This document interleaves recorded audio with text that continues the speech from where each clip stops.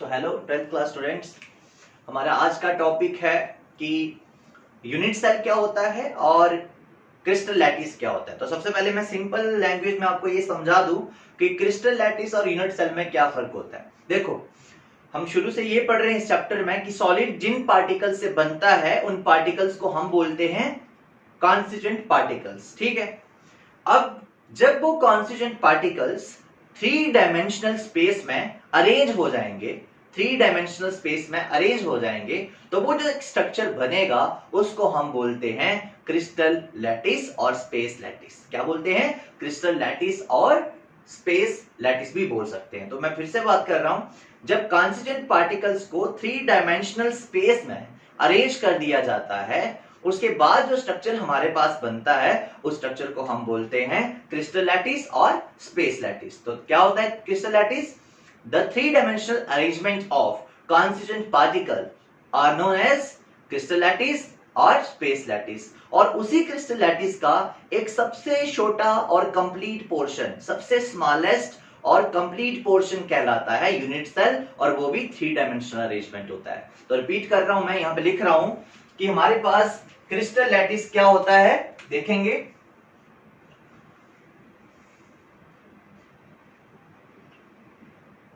The regular arrangement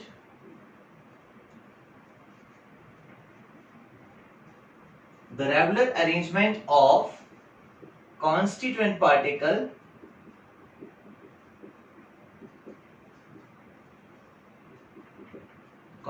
particles in three dimensional space is called crystal lattice और space lattice। ठीक है, और ये स्पेस लैटिस बना किससे है? छोटे छोटे कांस्टेंट पार्टिकल से। इस क्रिस्टल लैटिस का सबसे छोटा पोर्शन क्या है? Unit cell. देखो, एक बेस्ट एग्जांपल देता हूं।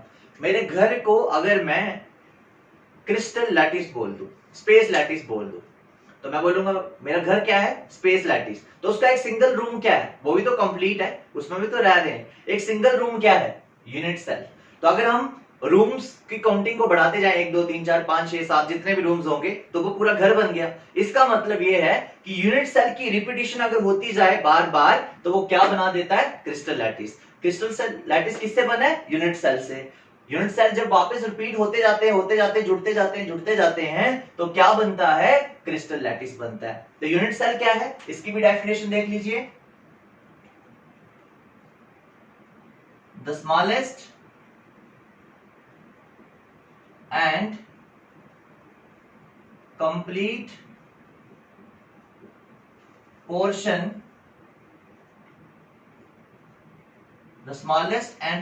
Portion of crystal lattice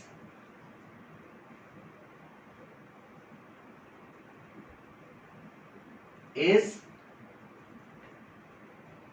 known as unit cell। ठीक है, तो यूनिट सेल एक सबसे छोटा पोर्शन होता है किसका? क्रिस्टल लैटिस का, जिसकी रिपीटिशन बार बार हो जाए तो वापिस से क्या बन जाता है? Crystal lattice. अब हम ये देखते हैं कि यूनिट सेल दिखता कैसे है। थ्री डायमेंशनल है, क्यूब के जैसा दिखेगा। तो क्यूब तो आप सबने ही देखा है, तो ध्यान देंगे यहां पे। यूनिट सेल के बारे में बता रहा हूं अभी मैं आपको। ये टॉपिक बहुत इंपॉर्टेंट है, ध्यान से समझने की कोशिश करेंगे।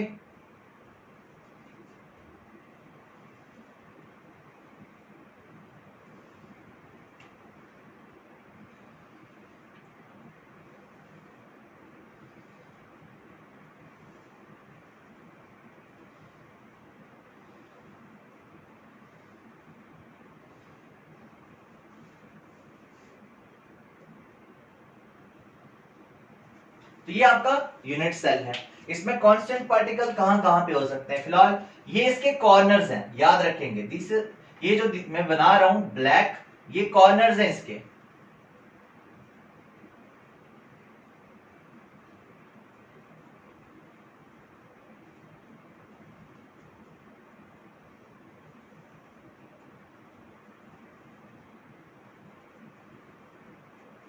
These are the corners. ठीक, अभी इसी के साथ ये यूनिट सेल है। यहाँ पे एक टॉपिक आता है क्या, पैरामीटर्स ऑफ यूनिट सेल। पहले आपने यूनिट सेल की डेफिनेशन देनी है, क्रिस्टल लैटिस की, सबसे पहले क्रिस्टल लैटिस की डेफिनेशन देनी है, फिर यूनिट सेल की डेफिनेशन देनी है, फिर उसका स्ट्रक्चर बनाना है, उसके बाद लिखना है यूनिट सेल के पैरामीटर्स क्या है। पैरामीटर्स ऑफ यूनिट सेल, ये समझ लीजिए कि पैरामीटर्स मतलब, यहां पे पैरामीटर का मतलब कुछ इस तरह से कि यूनिट सेल के अंदर क्या क्या प्रेजेंट होता है, कौन सी प्लेसेस हैं इसमें। देखो सबसे पहले कॉर्नर्स ही लिख देता हूं मैं। यूनिट सेल में बेटे कितने कॉर्नर्स होते हैं, तो आपके सामने ही है, ये 8 कॉर्नर्स है। ठीक है, 8 कॉर्नर्स है। नेक्स्ट आते हैं सेकंड, फेसेस कितने हैं।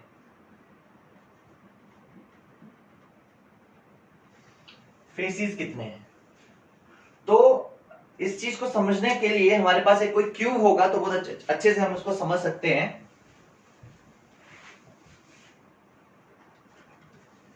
लेट्स सी, ये आपके पास एक यूनिट सेल है, इसके कितने फेसेस हैं। फ्रंट फेस 1 2 3 4 5 एंड 1 6, 6 फेसेस हैं इसके। ठीक है, मैं फ्रंट में आके समझाता हूं। इसके 6 फेसेस हैं, देखो फ्रंट 1 2 3 4 5 एंड 1 6। तो एक यूनिट सेल के 6 फेसेस होते हैं। ओके, कहां पे है वो फेसेस, 1 2 3 4 और एक ये इसका ये फेस, और 1 ये वाला एक बड़ा, ये फेसेस हो गए। तो यहां पे लिख लेता हूं मैं, फेसेस कितने हैं, 6 है। अब बात करते हैं एजेस की। एजेस कितने होते हैं, तो एजेस क्या होते हैं बेटे, यहां ध्यान दो, ये एजेस हैं 1 2 3 4 और 4 इधर, 5 6 7 8 9 10 11 और 1 12 एजेस होते हैं। यहां पे मैं दिखा देता हूं आपको, 1 2 3 4 5 6 7 8 9 10 11 एंड 1 12। ठीक है, तो एजेस कितने होते हैं, 12। ओके, नेक्स्ट आते हैं सेंटर। तो किसी भी यूनिट सेल का सेंटर एक ही होता है, यहां पे दिस इज द सेंटर 1। फिर आते हैं एंड्स, तो वो 2 होते हैं। क्या मतलब end, any 2 opposite faces are known as ends. ये और ये अपोजिट फेसेस है ना, तो ये 2 एंड्स हो गए, ये और ये, मतलब आप कोई 2 ले सकते हो, ये और ये हो गए, या फिर ये और ये हो गए, या फिर ये और ये हो गए। तो अगर आप यहां से स्टार्ट कर रहे हो तो ये इसका end, any 2 opposite faces are known as ends. ठीक है, तो ये हो गए पैरामीटर्स ऑफ यूनिट सेल, जो मैंने अभी यहां पे लिखे हुए हैं। इसके बाद एक यूनिट सेल को मुझे दोबारा बनाना पड़ेगा। एक यूनिट सेल के अंदर और क्या क्या चीजें होती हैं वो भी आप लोग ध्यान से देखेंगे।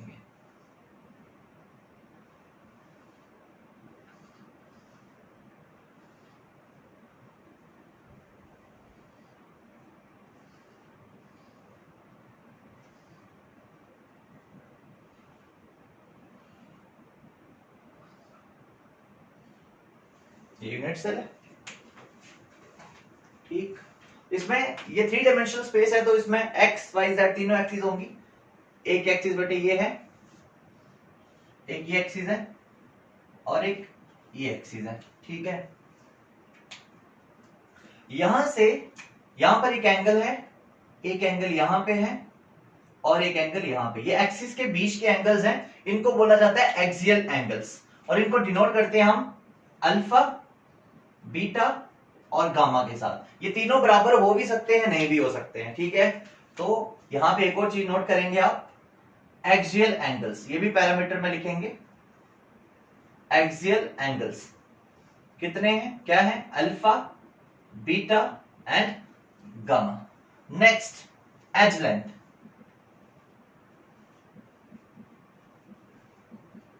एज लेंथ, एज लेंथ क्या होती है, यहां से यहां तक का जो डिस्टेंस है, यहां से यहां तक का जो डिस्टेंस है, इसको ए के साथ लिखता हूं, ये वाला जो है इसको बी के साथ लिखता हूं, और ये वाला जो है इसको सी के साथ, ए बी और सी। तो एज लेंथ होगी 3, ए बी और सी। ये भी सेम हो सकती हैं, नहीं भी हो सकती हैं, ठीक है। यहां पे आपको पता ही है कॉन्स्टिट्यूएंट पार्टिकल्स होंगे, कॉन्स्टेंट पार्टिकल्स तो कहीं पर भी हो सकते हैं, वो डिपेंड करता है आपके यूनिट सेल की टाइप पे। बेटे यूनिट सेल की बहुत सारी टाइप्स होती हैं, अभी मैं वही आपको बताने वाला हूं, ठीक है। तो ये नोट कर लीजिए सबसे पहले आप लोग, इसका स्क्रीनशॉट ले लीजिए, फिर मैं इसमें मिटा रहा हूं, ठीक है। आगे बढ़ते हैं, तो ये चीजें आपने याद रखनी है, ओके, जो मैंने अभी लिखा हुआ। अभी हम बात करेंगे यूनिट सेल के टाइप्स की, कितने टाइप के यूनिट सेल्स होते हैं। हाँ, वो पढ़ने से भी पहले एक और चीज बता दूं मैं आपको, बेटे अभी जो बता रहा हूं ध्यान सुनो। ये एक यूनिट सेल है सिंगल, जिसको मैंने कहां से निकाला हुआ है, क्रिस्टल लैटिस से, ठीक है। अब जब हम बहुत सारे यूनिट सेल्स को जोड़ देंगे आपस में तो बनेगा क्रिस्टल लैटिस। आपको दिख रहा है कि एक यूनिट सेल में 8 कॉर्नर है, लेकिन क्या ये कॉर्नर इसका सिर्फ इसी का कॉर्नर है या किसी और का भी इसके साथ शेयर हो जाएगा, क्योंकि ये तो हमने बाकी यूनिट सेल के साथ क्या करने हैं, जोड़ने हैं ना। जैसे ये आपके पास एक इंक की डिब्बी है, ठीक है, ये दूसरी हो गई पार्ट से, ये इसका कॉर्नर है ये वाला, लेकिन जब मैं दूसरी इंक की बोतल इसके साथ जोड़ूंगा तो ये 2 का कॉर्नर हो गया ना। जब एक और ऊपर रखूंगा तो 3 का हो गया, एक और ऊपर रखूंगा तो 4 का हो गया, और 4 उस तरफ से रख दूंगा तो 8 का हो गया। मतलब एक कॉर्नर 8 यूनिट सेल में शेयर होता है, ये अपने बात याद रखनी है। तो यहीं पे मैं लिख रहा हूं, एक यूनिट सेल में जो कॉर्नर होता है वो कितने के साथ शेयर होता है, शेयर्ड बाय 8 यूनिट सेल, मतलब 1/8। एक जगह पे प्रैक्टिकल यहां पे 1/8 होगा, ये 8 के साथ शेयर है तो इसका हिस्सा कितना बचा इस वाले यूनिट सेल का, 1/8। फेस हमेशा 2 में शेयर हो सकता है, ठीक है। जैसे मेरा हाथ है, इसने मेरा फेस या शेयर कर लिया, फेस शेयर, अब ये और कहीं इसके साथ शेयर नहीं हो सकता, तो 2 के साथ ही शेयर हो सकता है फेस। तो फेस की कंट्रीब्यूशन क्या है, 1/2, याद रखेंगे। एजिस कितने में शेयर हो सकता है, 4 में शेयर हो सकता है, तो एजिस की कंट्रीब्यूशन होती है 1/4। सेंटर किसी के साथ शेयर नहीं होता, वो हमेशा एक ही रहता है। और एंड्स क्या है, वो भी फेस है, तो फेस मतलब 1/2। बेटे ये मैंने क्या लिखा है, ये मैंने लिखा है कि जब यूनिट सेल बाकी यूनिट सेल के साथ जुड़ जाएगा तो उसकी कौन सी चीज कितनी बार शेयर होगी, कॉर्नर उसका, एक कॉर्नर 8 बार शेयर होगा, मतलब 8 यूनिट सेल के साथ शेयर हो जाएगा। फेसिस उसके 6 के साथ शेयर हो जाएंगे, और सॉरी फेसिस 6 होते हैं, 2 के साथ एक फेस जो है शेयर होगा। एजिस 12 होते हैं, 4 के साथ शेयर होगा, सेंटर होगा नहीं शेयर। एंड सिर्फ 2 ही होते हैं, और एक फेस, क्योंकि एंड्स क्या होते हैं, एनी टू अपोजिट फेसिस, तो ये भी 2 के साथ शेयर होगा। तो मैं इसको मिटाने जा रहा हूं, ये चीज सबसे इंपॉर्टेंट है, ये आपने याद रखनी है। अभी बात करते हैं टाइप्स ऑफ यूनिट सेल की। तो बेटे यूनिट सेल ना 2 टाइप्स के हैं, टॉपिक है आपका टाइप्स ऑफ यूनिट सेल्स। पहला है primitive unit cells, primitive unit cells. बेटे इस तरह के यूनिट सेल में कॉन्स्टिट्यूएंट पार्टिकल सिर्फ और सिर्फ कॉर्नर पे ही होते हैं, ठीक है, सिर्फ कहां पे, कॉर्नर पे, बाकी कहीं पे नहीं होंगे। तो इसका स्ट्रक्चर कैसे बनेगा,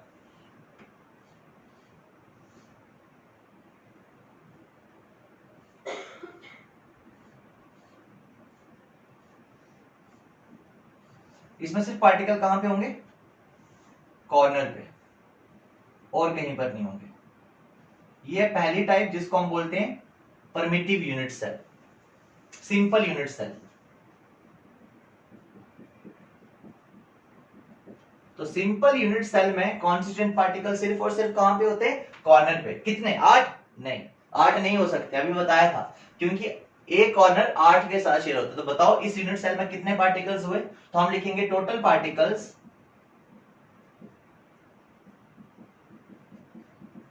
इज इक्वल्स टू, कितने कॉर्नर्स थे? 8, और एक कॉर्नर पे प्रैक्टिकली एटम कितने हैं? 1/8, क्योंकि 8 के साथ शेयर हो रहे हैं, तो इंटू 1/8, तो कितने हुए? 1 पार्टिकल। तो याद रखेंगे आप लोग, सिंपल यूनिट सेल जो होते हैं उसमें सिर्फ और सिर्फ कितने पार्टिकल होते हैं? एक पार्टिकल। दिखते 8 है, होता एक ही है। ओके, नेक्स्ट सेकंड टाइप आती है आपके पास non permissive unit cells. Non permissive,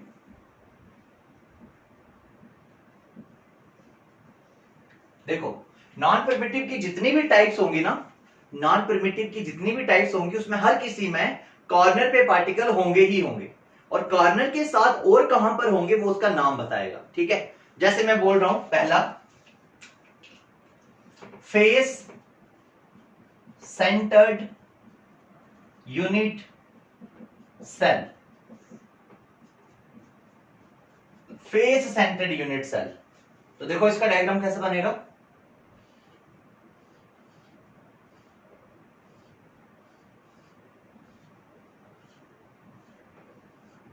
unit cell, मैंने क्या बोला था? कॉर्नर पे तो होंगे ही होंगे, तो पहले कॉर्नर पे बना लो।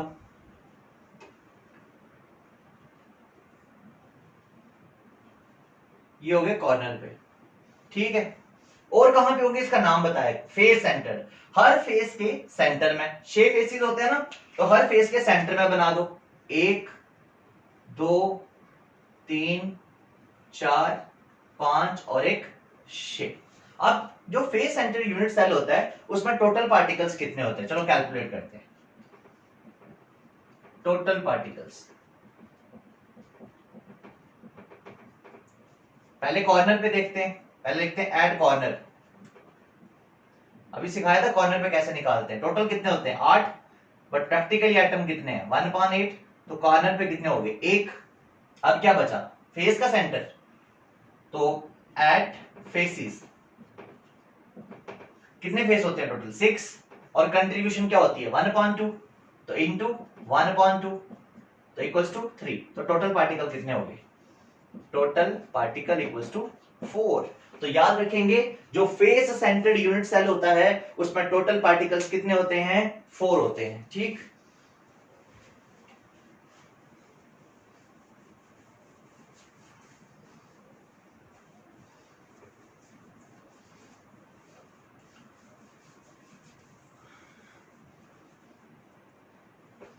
देखो नेक्स्ट,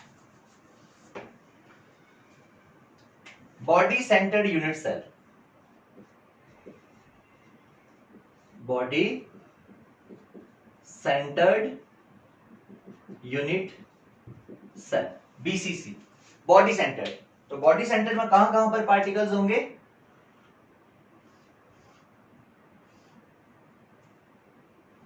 कॉर्नर पे तो होंगे ही होंगे,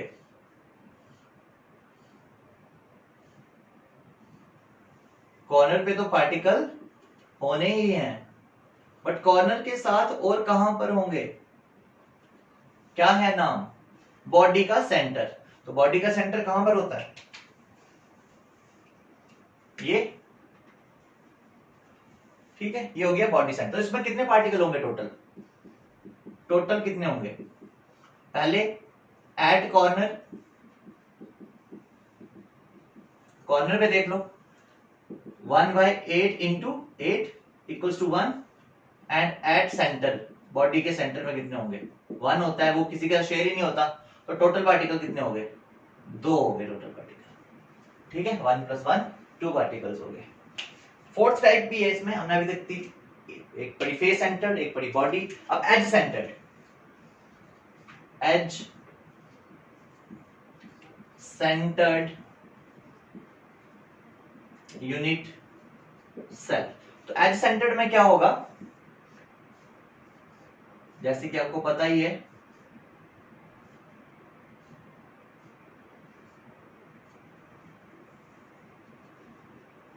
कॉर्नर पे तो पार्टिकल होंगे ही होंगे, कॉर्नर पे आपको पता ही चल गया होगा कितने, एक होता है कॉर्नर पे। ऐसे होते कॉर्नर 8 है, लेकिन एक कॉर्नर 8 के साथ शेयर होता है, तो 1/8 कंट्रीब्यूशन आती है। तो ये हो गए कॉर्नर पे। अब और कहां पे, एजिस पे। तो एज क्या होते हैं, ये एजिस है ना, ये 1 2 3 4 5 6 7 8 9 10 11 और 1 12, 12 एजिस होते हैं टोटल। तो चलो निकालो टोटल पार्टिकल्स कितने होंगे। पहले एड कॉर्नर्स, तो 1/8 into 8 equals to 1। Then add edges, edges कितने होते हैं टोटल 12, और मैंने बोला था वो 4 के साथ शेयर होता है 1/4, तो कितना आया बेटे 3। तो टोटल पार्टिकल्स कितने हो गए, 3 and 1 4 हो गए। ठीक है, तो ये आपको याद रखना है और अच्छे से इसको समझना है। तो ये था हमारा आज का टॉपिक। आज हमने क्या क्या पढ़ा, आज हमने पढ़ा कि इस टॉपिक में हमने पढ़ा यूनिट सेल क्या होता है और क्रिस्टल लैटिस क्या होता है और टाइप्स ऑफ यूनिट सेल्स, और उनमें टोटल नंबर ऑफ पार्टिकल्स भी निकालने। मैं शॉर्ट में यहाँ पे लिख रहा हूं टोटल नंबर ऑफ पार्टिकल किसमें कितने होते हैं। सिंपल यूनिट सेल याद रखेंगे, न्यूमेरिकल ऐसे ही निकलेंगे इससे। सिंपल यूनिट सेल में पार्टिकल बेटे सिर्फ एक होता है, क्योंकि सिर्फ कॉर्नर पे ही पार्टिकल होते हैं। बॉडी सेंटर्ड, बॉडी सेंटर्ड में 2 होते हैं, एक कॉर्नर पे और एक सेंटर पे। फेस सेंटर्ड, फेस सेंटर्ड में 4 पार्टिकल्स होते हैं, एक कॉर्नर पे और 3 फेसेस पे। एज सेंटर्ड, एज सेंटर में भी टोटल पार्टिकल 4 होते हैं, एक कॉर्नर पे और 3 एजेस पे। तो ये आप ऐसे ही याद रख लेना। ठीक है, सो थैंक यू।